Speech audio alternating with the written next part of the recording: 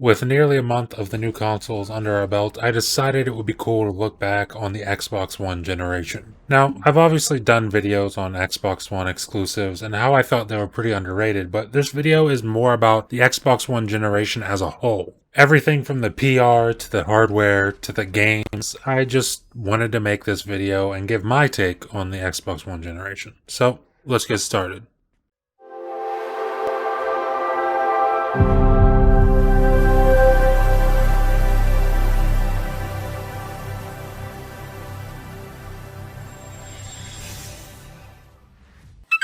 Well, I'd say let's start at the beginning with the Xbox One announcement, but we all kind of know how that went, so I'm going to keep this part relatively short and sweet. People all over the world were excited to see what Xbox had in store for us after the hugely successful Xbox 360. I mean, I couldn't wait to see what console I would be getting next, what game I would be playing on day one, and how the graphics would improve from 360 to the new Xbox. All of this excitement and all of these questions I had about the new Xbox, and Microsoft was pretty quick to put a damper on just about all of it. I mean, after watching the reveal of the Xbox One, you kinda got the feeling that maybe this thing was just a cable box disguised as a really bulky console. Like, they really didn't give us much to be excited about. They showed very little games, loads and loads of TV and sports and other entertainment apps. They even harped on about Kinect during this show, and look at where Kinect is now. It's nowhere.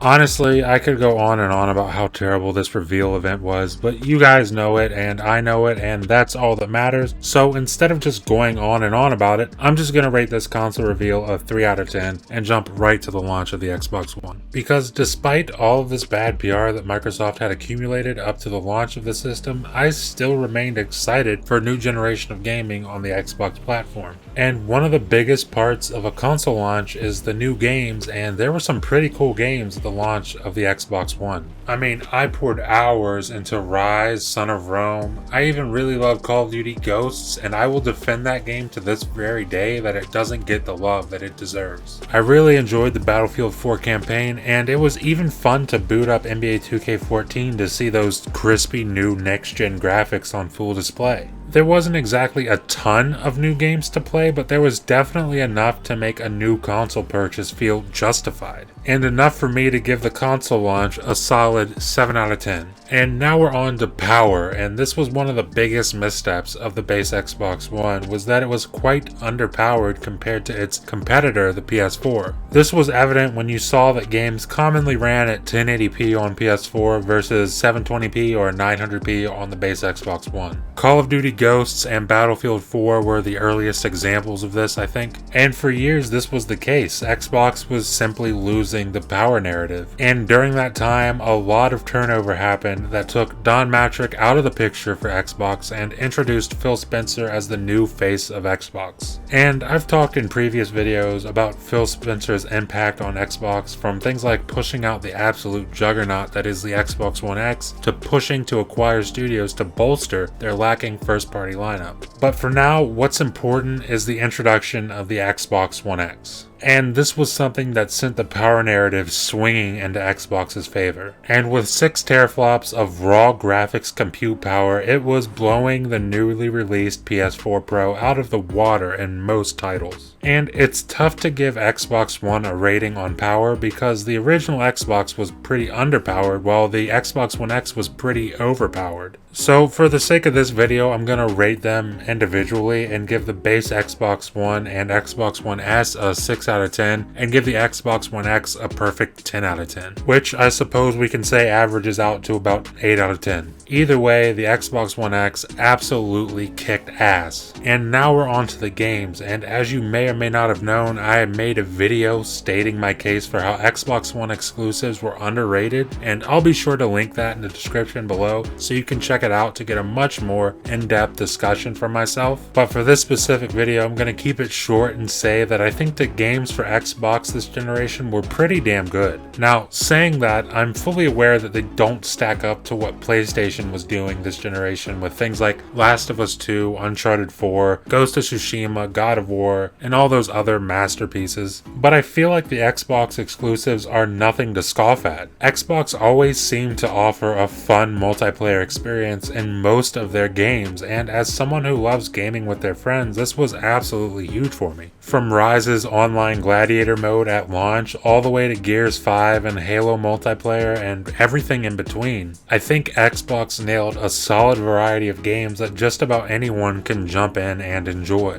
Whether you're a casual player or a player looking for a competitive experience, I think Xbox has you covered. And it's kind of funny because I think Xbox exclusives succeeded where PlayStation exclusives failed this generation, and vice versa. PlayStation had some insanely good single-player games, but really lacked when it came to big multiplayer experiences. And Xbox had some incredible multiplayer experiences, but really lacked when it came to outstanding single-player experiences. Now, of course, there are exceptions to this rule. Like, I think Gears 5 is one of the best single-player stories of the generation, and Ori 1 and 2 are absolutely beautifully told stories. Just like Uncharted 4 had some pretty damn fun multiplayer, and look at what Ghost of Tsushima is doing with their multiplayer right now. It looks pretty cool. But all that being said, I think I feel comfortable giving Xbox a pretty good 8 out of 10 in the games department, and with all the studios that Microsoft has acquired in these past few years, I honestly feel more confident than ever in Xbox's first-party content for this new generation. But all in all, my final verdict of the Xbox One generation is that it was actually pretty damn good. I think it gets overlooked because of the fumbled console reveal early on, but once Phil Spencer took over, he really did everything he possibly could to remove any stains that were left over from that event. And honestly, I think the Xbox One generation holds up a lot better than people think. I think people often look back very fondly on the 360 generation and wish that the Xbox One would have been just more of what we had back then. And while that sounds nice, I really don't think Xbox would be in the position they're in right now if they would have just stuck with that 360 formula. Because if you really think back to the 360, Microsoft didn't have many first-party studios. A lot of exclusives for 360 were deals that were made with other companies, like BioWare's original Mass Effect, for example. I mean, outside of Halo, Gears, Forza, and Fable, the 360 wasn't exactly stacked with first-party content. And I think the Xbox One generation was exactly what Microsoft needed, for better or worse, to shine a very bright light at that problem so that they could properly address it. And with all that being said, I think I have to give the Xbox One generation a pretty good 8.5 out of 10. It wasn't perfect, and there were definitely some mistakes made along the way, but all of it has led to this point that we're at now, and right now I think Xbox is in the best position they've ever been in.